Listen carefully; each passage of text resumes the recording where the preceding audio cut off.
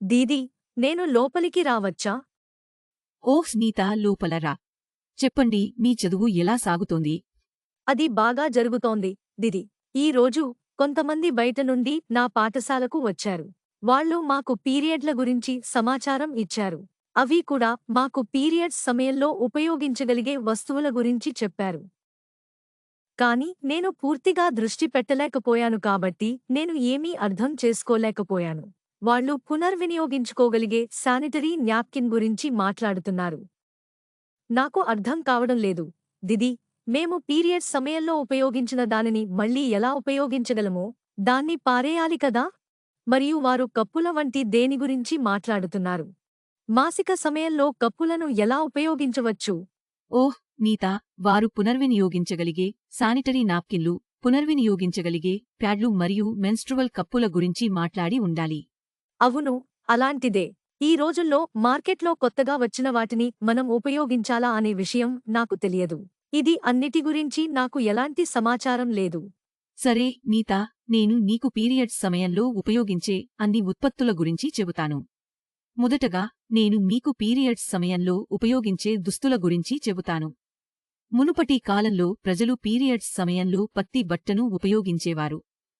ఇప్పటికీ కొంతమంది వ్యక్తులు పీరియడ్స్ సమయంలో బట్టను ఉపయోగిస్తారు. అవును, దిది, నా తల్లి చేస్తుంది. కానీ దీన్ని ఎలా ఉపయోగించాలి?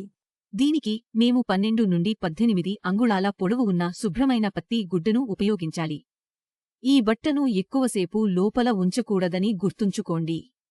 మీరు గమనించి ఉండవచ్చు, చాలా కాలం మూసివేసి ఉంచిన బట్టలు మరియు గాలి తగలకుండా ఉంచిన బట్టలు కూడా పాడవుతాయి. మేము గుడ్డను 2 నుండి 3 సార్లు మడిచి, రక్త ప్రవాహం ఈ గుడ్డపై పడేలా మా ప్యాంటీపై ఉంచాలి. మనం ఉపయోగించిన గుడ్డను 4 నుండి 6 గంటల్లో మార్చాలి.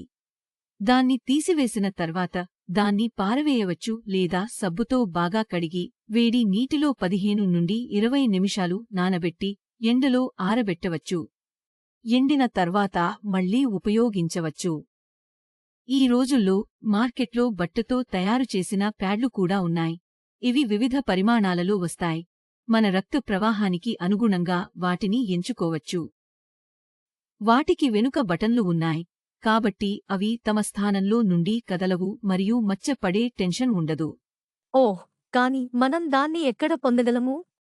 మనం దాన్ని మెడికల్ స్టోర్, సూపర్ మార్కెట్లో పొందవచ్చు లేదా ఆన్లైన్లో ఆర్డర్ చేయవచ్చు. దాని ప్యాకెట్లు రూ. 300 లేదా రూ. 400లో వస్తాయి. ఇది ప్యాడ్లతో పోలిస్తే కొంచెం ఖరీదైనది ఎందుకంటే మేము దాన్ని కడిగి మళ్లీ ఉపయోగించవచ్చు. బట్టల మాదిరిగా మనం దానిని సబ్బుతో బాగా కడిగి, ఆపై 15 నుండి 20 నిమిషాల పాటు వేడి నీటిలో నానబెట్టి, ఎండలో ఆరబెట్టాలి. మేము దానిని సుమారు 3 నుండి 4 సంవత్సరాలు ఉపయోగించవచ్చు. వావ్, అక్కా, ఇది చాలా బాగుంది.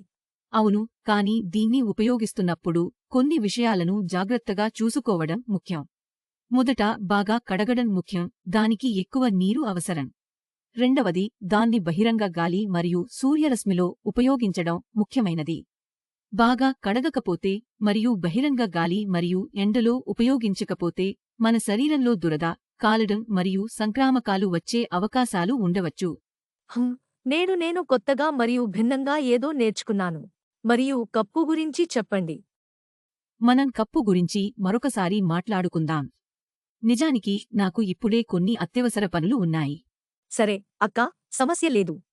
తర్వాత చెప్పు. సరే, బై బై.